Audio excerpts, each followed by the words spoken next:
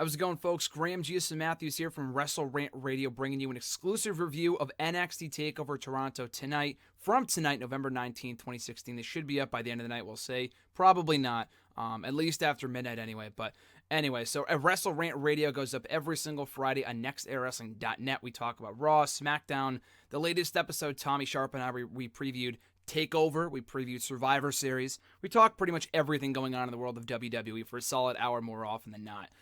But since we do the show on Fridays, I don't think you'll be able to join me this upcoming week, just because I'm not at school currently. I'm off on break. I won't be seeing him until next Monday at the earliest. So I'll probably record the show myself or with a guest. We'll see as time will tell. But until then, though, TakeOver Toronto tonight will be old news by next Friday, with Survivor Series happening, Raw, SmackDown, NXT, Lucha, and everything else going on. Who knows what can happen in the next 6 days. And also, in addition to the fact that I'm on such an NXT high right now, and I have been for the past 48, 72 hours, from NXT Boston on Thursday, we had TakeOver tonight, we got Survivor Series tomorrow, and this won't be a regular thing. Like I said, more often than not, I do the reviews of the pay-per-views, the TakeOvers, Raw, SmackDowns, and stuff on WrestleRant Radio. Of course, you can check out my written reviews of all the shows, Raw, SmackDown, pay-per-views, TakeOvers, NXTs, Impact, Ring of Honor, Lucha, everything almost immediately after those shows air on right here on nextairwrestling.net. I'll probably push the audio to YouTube as well for you guys, you awesome subscribers, as we quickly approach that 1,000 subscriber mark, hopefully sooner rather than later. But anyway, so yeah, just to kind of note, this is not a regular thing that I do the previews or the reviews rather on their own, as its own video, as its own podcast. Every once in a while, we will do an exclusive audio for WrestleRant Radio. That isn't an episode of WrestleRant Radio, if that makes sense. But like I said, by WrestleRant Radio next week, by next Friday, the Black Friday episode, this will be old news. So I want to get it out now before I kind of lose my excitement over the show, which is going to be impossible, because I thought start to finish, this was an excellent TakeOver installment, which really should not come as any surprise. Pretty much every installment they've ever done has been pretty much phenomenal.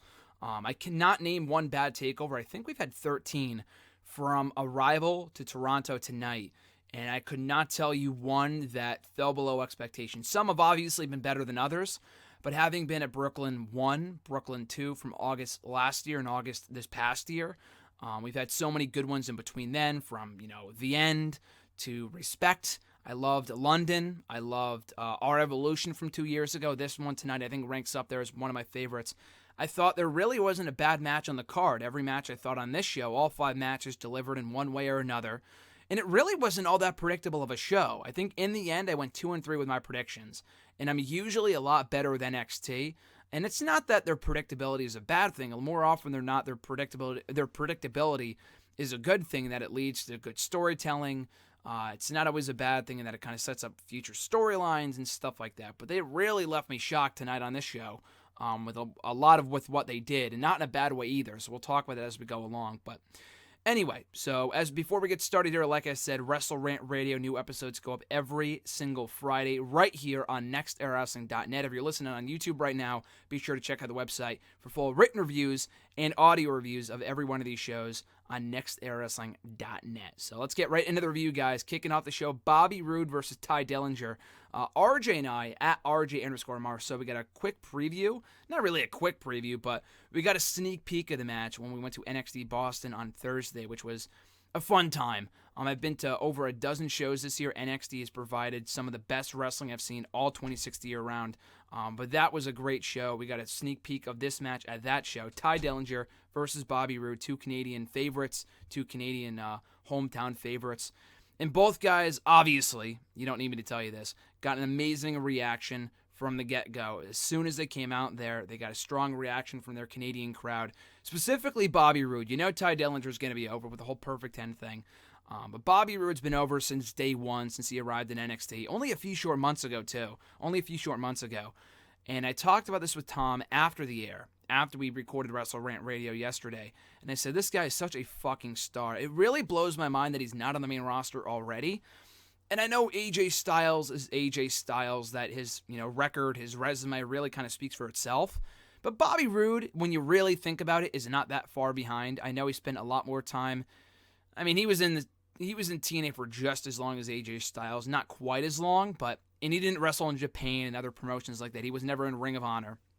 But still, the guy is an absolute star. They knew that fucking 12 years ago, before he almost signed to the promotion in 2004. And they gave him the runaround saying that you're so good for developmental, we can't put you on TV, but we can't put you in developmental because you're too good for that. He said that in a podcast I listened to with Cole Cabana not too long ago. But here he is in the developmental system. And I know NXT is its own brand. It has its own identity, its own fan following, and I get that, and NXT is awesome. But really, at the end of the day, NXT is a developmental territory. Bobby Roode should not be in NXT. He needs to be on Raw or SmackDown. Now, that being said, you can't call everyone up at the same time. RJ and I talked about this on the way home from NXT Boston a couple days back, in that you can't have everyone on Raw or SmackDown at the same time. You can't have Austin Aries on Raw and SmackDown or SmackDown, Hideo Itami, Samoa Joe, Shinsuke Nakamura, Bobby Roode, because they're all 4 out of 5 of them, or 2 out of 3 of them, are going to get wasted. Not everyone's going to succeed on the main roster. I mean, the batting average for NXT call-ups is not that good, really. It has nothing to do with the talents more often than not. Maybe in the case of like the fucking Ascension or something. But other than that, guys like Neville, they're not doing anything with right now. Sami Zayn, they're not doing much with. They could be doing more with. The track record is not that great. Emma in the past has been vastly underutilized in the main roster. But anyway, Bobby Roode, case in point, just the bottom line here, should not be in NXT. He should be on the main roster. And I know someone tweeted me after the show saying which we'll get to, now that Samoa Joe is the new NXT champion, they were shocked that happened just because it looked like they were setting up a Bobby Roode and Nakamura match for the WrestleMania show, the TakeOver before WrestleMania, on WrestleMania 33 weekend. And they still could. I guess they could get the belt back on Nakamura if they wanted to. I don't see why at this point. It'd be kind of a waste. But the point I made to that guy, to Sal, was that the guy should be on the main roster by then. Bobby Roode does not need to be in NXT that much longer. I know he won this match. And to kind of get back to my original point, we saw kind of shades of this match in Boston a few days ago. And it was a really fun match. Like when Roode would be begging on the ground for Dillinger to not hurt him. He'd be putting his hands up like a 10 position, like in his 10 hand gesture. And then Tye Dillinger would mock him for it, and the crowd would go crazy. Like little stuff like that they kind of did in Boston, so we already kind of saw it. But it was still a really, really fun, gloriously entertaining match. In the end, Bobby Roode going over. I'm getting my results mixed up. Tye Dillinger won in Boston. Bobby Roode won here. I think clean with the glorious DDT or the glorious bomb, whatever they're calling it, with just a execution DDT. Execution? I think it was Educator. The Educator DDT, what Edge used to do for one of his finishers or signatures, whatever. But yeah, really fun match. Nothing too great, but still really well wrestled. Bobby Roode gets another good win. Tye Dillinger looking very good in the feet. And I hope this is not the end for Tye Dillinger. He's been shining like a star in the past couple of months. And the guy's always been a star. I loved the pre-match video package. It reminded me a lot of Bayley and Sasha from Brooklyn last year, where they would go through Bayley's like shortcomings, how she's not on the main roster, and they would show her slowly fading out of the picture with the rest of the 4 horsewomen. And then you see Sasha Banks saying, "Boo frickin' who," which I died at, which I thought it was hilarious. And you kind of got the same thing here in this video package with Bobby Roode after Tye Dillinger kind of said that I went through OVW, I didn't succeed there or whatever. Then I went to ECW for a couple matches before I got fired. And then Bobby Roode said, "That's pathetic," which again, the guy is just so good at what he does at being a heel. But anyway, a good opening match. The best match I could have opened with. The pacing of the show, the match placement on the show for this match. Pretty much every match I could not argue with, like, oh, that should have been the main event, or that should have been, I know the tag team title match was the best match of the night for me personally, but that's not to say it should have been the main event, with considering what closed. But anyway, still a really fun match and a really good way to kick off the show. Roode, I imagine, will probably be entering the title picture sooner rather than later. If not, really, what else do you do with him? He's already beaten No Way Jose. He's already beat Andrade Cien Almas. He just beat Tye Dillinger. Austin Aries is out right now. Really, who else is there left in the roster? I mean, I know Cedric Alexander's been kind of floating around, but he's more of a main roster regular anyway. There's really not that many top baby faces in NXT. I mean, Eric Young, Sanity are heels. Authors of Pain are heels. Roderick Strong, maybe if they turn him babyface in the near future, if he's not already won already, I'm not sure. I don't know what they do with either guy going forward, but I know as far as this match goes, it was really good and a great way to kick off the show. After that, we had the finals of the second annual Dusty Rhodes Tag Team Classic, TM61 taking on the Authors of Pain. I had TM61 going over here. I had the bold pick. Now, a lot of people with Authors of Pain, rightfully so, because they won. But yeah, I had TM61 going over here just because I thought Revival would retain, which they didn't, which I was also wrong on, and that would set up TM61 as, future challengers. I think they're really good. I think they're better than Authors of Pain. Authors of Pain, I made the comparison not long ago, calling them the new Ascension of NXT, which is really not all that accurate because they can have really good matches. Like, even when the Lucha Dragons faced the Ascension, I could not have cared less about those matches. The Authors of Pain so far have had some really good matches with Team 6-1 on this show, with American Alpha over the summer, with, I think it was DIY in the semifinals or the quarterfinals of the Dusty Rhodes Tag Team Classic. They had a really good match in the second round of the tourney with, I think, No Way Jose and Rich Swann, which was also really good. So they can be carried to a good match. But I do think, in the long term, TM61 has a brighter upside. So we'll see where this goes. Obviously, Authors of Pain winning set them up for a future tag team title shot. But still a good match. I think better than people thought it was going to be. I think people were like, oh, TM61, Authors of Pain. And I know Authors of Pain have been undefeated since arriving in NXT. But it wasn't a match like, oh, wow, I can't wait to see this. It was really kind of a supplement to everything else on the card. But it was a good match. I thought Shane Thorne, I think the one with the longer hair, really shined here. He did a crazy-ass flip like a swanton off the structure that was holding Paul Ellering above the ring, which I forgot to mention, by the way. But he assisted them anyway. He threw one of the members of Authors of Pain a chain from the top of the cage, which went flying out of the guy's hand. And I didn't notice this until later, but it went flying into the fucking crowd, too, which was hilarious. But anyway, Authors of Pain go over clean, and they are the winners of the second annual Dusty Rhodes Tag Team Classic. As I said, probably setting them up for a tag team title shot in the near future. After that, speaking of which, the WWE NXT Tag Team titles, the Revival defending against DIY, Johnny Gargano, and Tommaso Ciampa. What can I say about this match, really? And you know what? I said this before. It really feels like to me that for the past year, that with every NXT Tag Team title match that we have on these shows, they gradually get better and better. Like I said at the time when the Vaudevillains beat Blake and Murphy for the belts at Brooklyn 1, and not just because I was there, and Blue Pants was there, and all that other shit that happened, everything else that factored in that finish. To me, at that point, that was the greatest NXT Tag Team title match up to that point, which is almost a joke at this point. Like, looking back now, considering all the amazing Tag Team title matches we've had since then, at the next special, we had Enzo Amore and Colin Cassidy versus The Revival, which really kind of, in my opinion, made people, like, turn their heads and, like, wow, these guys can really go. They're really that fucking good. But that was a great match.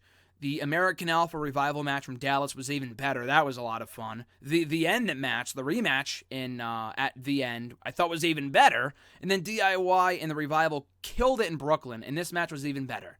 A 2 out of 3 falls match for the tag team titles. The first fall went to the Revival, and about 5 minutes in with the beautiful fucking what do they call their finisher? The Shatter Machine. Just beautiful fucking finisher. The finisher itself looks great, but the way they executed it here with Johnny Gargano going for that DDT through the ropes, which ended up turning into a Shatter Machine, it looks so freaking good. So that was great. About 8 minutes later, DIY wins with their the next fall with their finisher. I don't know what they call it, but the kick and knee combination, whatever that was, they won with that with the second fall. The third fall, as you could probably imagine, was the best one of them all. A lot of near falls. I was on my feet the entire time, which I enjoyed every match in the show, but no match had me on my feet quite like this one did. And I thought both teams absolutely killed it. The chemistry in the ring between these four guys is just unbelievably amazing. Like, these guys can go out there and innovate every single time, play off past spots. Like, at one point, I think it was Scott Dawson, the tag team title belt got thrown in the ring, and he hits not Gargano's face, doesn't hit him in the skull, hits him in the shin. And Corey Graves is like, oh, he shattered his shin or the other shin or whatever, like pretty much rendered both of his legs are, useless at this point in the match towards the end. And I thought that was it, really, because like I said, I had Revival retaining. But in the end, they ended up hitting a Shattering Machine on Revival. That was I did not misspoke there. I did not misspeak. They actually did hit their own finisher on them, which was amazing. And then from there, they did a double submission combination, Revival holding onto each other's hands to prevent each other from tapping. But They couldn't hold on any longer. There was nowhere else to go. Both guys tap. We have new NXT Tag Team Champions in the form of DIY, Johnny Gargano, and Tommaso Ciampa. Like I said, outstanding match. Not only the best, in my opinion, NXT match of the year. Man, it's hard to say because that Nakamura-Zayn match is up there too, for obvious reasons. But not only one of the best matches of NXT of the year, but one of the best matches, period, this year. And for anyone who says tag team wrestling is dead, and it might be in the main roster, but I would also agree with, or disagree with rather, I would also argue with is what I was trying to say. Because they do have quite a few tag teams on both shows. Not all of them being great or booked well, but they are, they do have a semblance of a tag team division. NXT, no one does tag team wrestling, in my opinion, than NXT at this point in time. It seems to be their most loaded division, which is funny because at one point, maybe a year or two ago, people were saying, the tag team division sucks. They have no talent. There's no depth there, which again is a joke, in retrospect. Maybe at the time, but not anymore. This match was just really had me on my feet, cheering the entire time. So happy to see DIY win. Got to meet both guys a couple months ago, back in September, and both guys really killed it. So I thought this was a phenomenal match. DIY, the new tag team champions, likely headed for a tag team title match with Authors of Pain. Like I said, sooner rather than later. I don't really, as good of a chemistry as these two teams have, how the hell are they going to top this? I don't want to see them wait until Orlando, WrestleMania weekend, which I assume is the next TakeOver. I mean, I guess they could do one in February, because TakeOver, WrestleMania isn't for another 5 more months, 4.5 more months. So I guess, they couldn't wait until then. They already had their first match in Brooklyn. That was 3 months ago. So if they're going to do a rematch, which I assume they might before they call up Revival, as they should, because they're one of the best tag teams, period, in wrestling right now. Not only NXT, not only WWE, but the entire industry right now, Revival, are that damn good. So, again, I had them winning here. I had them retaining, but I was happy to see them lose, that we have new tag team champions. It kind of keeps DIY in the tag team title conversation for a little while longer. I thought they were getting called up to be a part of this new 205 Live show, which they were initially advertised for the division many months ago. But that was before they got red hot in NXT, so maybe they changed their minds. They'll be called up down the road. But anyway, I thought this was a great match. Maybe we get a rematch on an episode of NXT. But honestly, I would just call up Revival on Monday or on Tuesday, and I'd have them go right after the New Day. If it's not going to be Enzo and Cass, the only team I would love to see beat New Day for the tag team titles is Revival. And I know you can make the argument that, maybe they peaked too quickly in being, winning the championships, right from the get-go, right upon arriving in WWE. But it's really not the same as, the women or even a male. I feel like tag teams have it a lot better because you can win those tag team titles a million times. Look at the Usos. Look at the New Age Outlaws. Look at all these other tag teams. It doesn't matter. And I feel like there's no better impact for them to make, no better way for them to arrive on the main roster than by going after the New Day, the top tag team in WWE for the past year and a half, and taking the titles from them, ending the streak, breaking the record, would be phenomenal. So if we don't get a rematch from these two teams, which I won't complain about just because we've already seen the match 2 or 3 times by this point, you call up Revival, put them on the main roster. They're on the main roster by Monday or Tuesday. I'd put them on Raw. I know SmackDown, in my personal opinion, has the stronger overall tag team division, but Raw needs tag teams. They need tag teams. The fact that they have the shining stars of all people on fucking Team Raw is a disgrace. And they have Golden Truth in that division too. It's a joke. It's a joke. And Cesaro and Sheamus are 2 singles guys paired together. They're 2 singles guys put together they're such in desperate need of a new tag team for the New Day to face. So anyway, I'd put them on Raw. Going forward, for the NXT Women's Championship, Asuka defending against Mickie James. And what I thought was a really, really good match. To be quite honest with you, that's a lie. I was going to say this was the match I was the least excited for. That'd probably be the Dusty Rhodes Tag Team Classic. But this match, after Mickie first, the promo aired with her saying that she'd be back in NXT. After that happened, there really wasn't much buzz surrounding the match. Mickie, which is not really all that surprising, she never appeared in NXT. I understand saving her first appearance for TakeOver. Asuka maybe had a match after that. I don't think she did. They've aired a few promos, but that was it. So really not a lot of momentum, so to speak, going into this match. Not really much of a build. But then again, Nakamura and Zayn didn't have a build either, going into TakeOver Dallas, and that match was a fucking match of the year. So anyway, a really, really good match. Mickie has not been out of the ring for 6 years. She's been out of WWE for 6.5 years, but she's been doing indies. I know she's been wrestling over the UK, in the UK with her husband Magnus, Nick Aldis. She was in TNA for a couple of years. So she really hasn't been inactive. She's been thoroughly active over the past 6.5 years, and it showed. She looked amazing here for as old as she is. I think she had a kid in the past couple of years because she is married with Magnus. I believe so anyway. But, no, I know so. But, yeah, anyway, so great stuff. I thought the in-ring psychology here was even better, with both women taunting each other. And I remember reading the reports that, and I think this was a lot better than any Trish and Asuka match could have been. Because when Trish came back at WrestleMania 27, and even before that when she was doing matches on Raw and stuff, she was good, and it was cool to see her back, but she wasn't having great matches. And I know there's something to be said about the division at the time. I mean, it was booked like shit. How could she have a great match with women like that, like Kelly, and like Layla and girls like that? And Asuka's a different animal, obviously. But I don't know. I think it worked out for the better with Trish getting pregnant and then putting Mickie in that slot instead. We've seen Trish back a million times in the past 8 years. We haven't seen Mickie back in 6.5 years. In my opinion, she's a better wrestler than Trish. May not be as big of a star in the overall scheme of things, but she's pretty damn close, and she's a better wrestler in my opinion, and she's been active in the past number of years and not retired like Trish. So, great match. Asuka obviously wins. Mickie tapped out pretty quickly, which is fine. Loved what happened afterwards. Mickie went for a handshake, but Asuka, instead of shaking her hand, put up the title belt, which was awesome. A complete 180 from what we saw from her at Brooklyn, too, when Bayley went in for a hug and they showed respect towards one another. This was different, and I think it was done for a reason. I think Asuka, she didn't outright play the heel here, but even if they try to turn her heel in the future, she's just so fucking good. She's an absolute badass. So if they're going to go full-fledged heel with her, which they shouldn't, they can always tease it, which is fine. But they can't go full-fledged heel. She's that good. People aren't going to boo her. She's just an animal. She's an absolute beast. But anyway, what they did here I thought was great. Planting the seeds for some dissension with Asuka, showing some signs of arrogance. And as I said before, likely building to an Ember Moon Asuka match at TakeOver Orlando. TakeOver WrestleMania weekend, which would be a great match. Like I said with Dillinger and Roode, we kind of got a sneak peek of that at NXT Boston a few days ago in a triple threat match with Asuka, Ember, and Peyton Royce.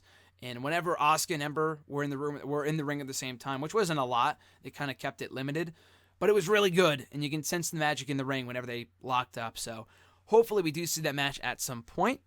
And then we get to the main event for the NXT Championship. Samoa Joe versus Shinsuke Nakamura, Part 2 from Brooklyn. Another really, really good match. I'd have to watch the Brooklyn match back, which I did a week ago, but I've already forgotten. Not that it was a bad match, but just so much shit's been going on for the past week. But I'd have to go back and watch the first match to know which one was better. I thought I enjoyed this match a lot. I think I enjoyed it more than the first, if I remember correctly. I was also there for the first one, so it's hard to say. It's hard to be not biased to kind of speak neutrally here. But anyway, this was a really good match. Hard-hitting action. None of that lock-up shit. Both guys hate each other, so the fact they went straight after each other with kicks and strikes was perfect. I mean, the NXT knows their audience. They know we're not stupid. They know they're not going to go for a lock-up after these guys have been at odds for months and have been embroiled in a ruthless rivalry for a long, long time now. They're not going to fucking lock up. That'd be stupid. So, anyway, I thought this was a really, really good match. Both guys look great. Obviously, the finish was the most shocking and memorable part. So, Shinsuke at one point did towards the end hit the Kinshasa, that is what it is, I believe. That's how you pronounce it. Kinshasa. He hit the Kinshasa, and Samoa Joe kicked out.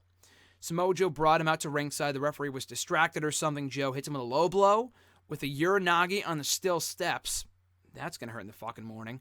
Rolls him in the ring for a what the hell is his finisher? God damn it! What's the name of his finisher? Oh, the Muscle Buster. It slipped my mind. I'm sorry. The Muscle Buster for the 1, 2, 3, and we have a new NXT champion. Samoa Joe became the first man to hold the NXT Championship twice. Samoa Joe is now the first ever 2-time NXT champion. Incredible. I did not see that coming at all. I don't think anyone saw that coming.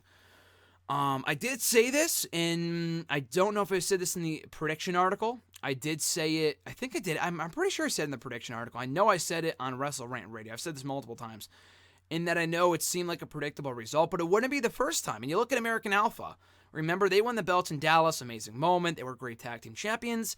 And then they lost the belts in their first title defense like 2 months later to the Revival, which was no coincidence. It wasn't because the booking is just all over the place like the main roster, Charlotte and Sasha Banks.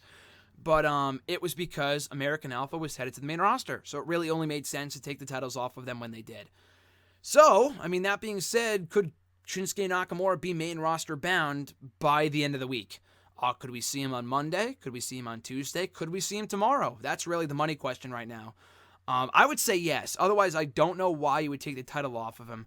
And at this point, we're not going to have a takeover, I don't think. Oh, that's a lie. That's such a lie. I keep on saying, I'm sorry, guys. I kept on saying the next takeover is in Dallas, or not in Dallas, but over WrestleMania weekend.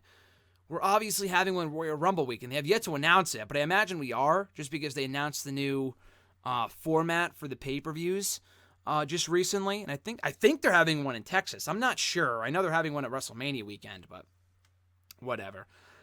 This was just shocking, absolutely shocking. And the only way it would make sense, and I was a fan of it, but the only way it makes sense is if they're promoting Nakamura to the main roster in the next, couple of weeks, in the next week or so. Otherwise, why would you take the title off of him at this point? Especially when a lot of people thought they were building to a Nakamura Roode match. You could do Nakamura Roode, Nakamura Tommy when he gets back. Nakamura Aries again for the title. There's a couple different options, but they wanted to put the belt back on Joe, which is fine by me. The guy's an absolute beast. Coming out of this, I wanted to see 2 matches, as they put on Twitter. Samoa Joe versus Brock Lesnar. After the showing that Samoa Joe had here, the guy's a total animal. If he is not a threat to Brock Lesnar, no one else is. Honestly, no one else is. Second match I wanted to see, Shinsuke Nakamura versus AJ Styles. A match from Wrestle Kingdom this past year? Yeah, this past year before they both went to WWE/NXT, whatever. That was a phenomenal match, no pun intended, and that I would love to see at WrestleMania if we don't get... I guess we still could. I mean, I guess if you do Cena Taker not for the belt, I guess you technically could do Nakamura AJ for the championship if Nakamura won the Rumble. Anything is possible. But, yeah, I don't know. We could have a TakeOver Rumble weekend. We're a little under 2 months out, so I'd be shocked if we did, because it's really not that far away at all. And I don't think they've announced tickets or anything, so I don't think they are. But anyway, I'd imagine they would do the rematch on an episode of NXT if they do it at all. But I would love to see Nakamura in the main roster sooner rather than later. I think the SmackDown brand, more so than anyone else, needs more top baby faces. Yes, we have John Cena, but he's always out. Taker is not a full-timer. He's, I guess he kind of is now, but he's not doing live events, obviously, which makes sense. Why would he? But he's around now. We got Dean Ambrose. I don't know. I mean, I guess we could see Shinsuke Nakamura on Raw, and we can get Owens and Nakamura. I wouldn't complain there. I just feel like they would ruin him on Raw. Balor was doing pretty well before he got hurt, and we can get Balor or Nakamura again at some point after the great match they had in NXT. So, I don't know. There's a lot of different things to think about coming out of this match, but just a really shocking way to end the show, capping off what I thought was a strong takeover. Best of all time, again, arguable, really, depending on who you are. There's so many to rank. There's been 13, for Christ's sake, and every single one has been good to great to amazing. I think a lot of people will say the Brooklyn, the first one, is still the best one they ever did, mainly because of Bayley and Sasha. I still say that the second one they did this past year, was the best one they ever did. With Roode's in-ring debut, Nakamura winning the belt, an amazing tag team title match, a really, really good women's match, an awesome opener with No Way Jose and Austin Aries. So I say that's the best one, but this one's up there. Absolutely. So overall, 2 thumbs up. TakeOver Toronto, a widely considered a success in my opinion by many people from what I saw on Twitter. And in my opinion, just a absolute success, a critically acclaimed event was TakeOver Toronto. So, really good show. Looking forward to seeing how Survivor Series can possibly top it, which I don't think they will. They might attempt to, but I guess we'll see Sunday. But that was TakeOver Toronto, guys. As I said before, this is not a regular thing with me doing reviews for the YouTube channel, the website, whatever. Just a quick half-hour review, talking TakeOver. I've been on such an NXT high for so many weeks now, so many days now. I've been, I was like, I can't wait till Friday to talk about the show. I got to get it out now. But, yeah, you can check out full episodes of WrestleRant Radio every single Friday, only on nextairwrestling.net. And as I said earlier, These reviews, these audio reviews, this is a one-time thing with me doing a quick audio review of NXT TakeOver Toronto, and then I usually save my audio reviews of Raw, SmackDown, the pay-per-views and stuff for WrestleRant Radio. I might do one for Survivor Series, probably not. There's a chance, but probably not. That said, I do always do the audio reviews of the pay-per-views, Raw, SmackDown, every single week on WrestleRant Radio. Episodes are usually up on Friday afternoon, so check it out right here on nextairwrestling.net. And if you're listening on YouTube, the exclusive excerpts of the show go up every single Friday/Saturday as well. So be sure to check out the channel. If you haven't already, subscribe. We are quickly approaching that 1,000 subscriber mark. I would greatly appreciate you hitting that subscribe button, liking the video, commenting, sharing the video. All that stuff is amazingly appreciated. So I think that about does it, guys. Like I said, check out all the audio reviews of on WrestleRant Radio of Survivor Series specifically coming up this Friday on the show. You can find out, this was the other thing I wanted to promote. That's what I was going with this. That's where I was going with that. The audio reviews are up on WrestleRant Radio /YouTube every once in a while.